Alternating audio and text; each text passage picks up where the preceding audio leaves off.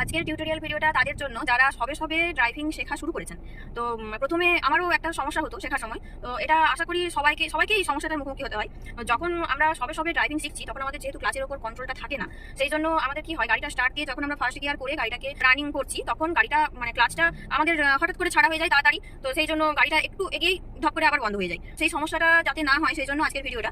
কি করতে হবে না, আমি যখন ক্লাচটা ছাড়ছি তখন খুব স্মুথলি খুব আস্তে আস্তে ক্লাচটা ছাড়তে হবে। আর আপনি যদি অ্যাক্সিলারেটরটা ঠিক সেই রিডিমেই হালকা করে একটু প্রেস করেন তাহলে কোনোভাবেই গাড়িটা বন্ধ হবে না, তো রানিং থাকবে।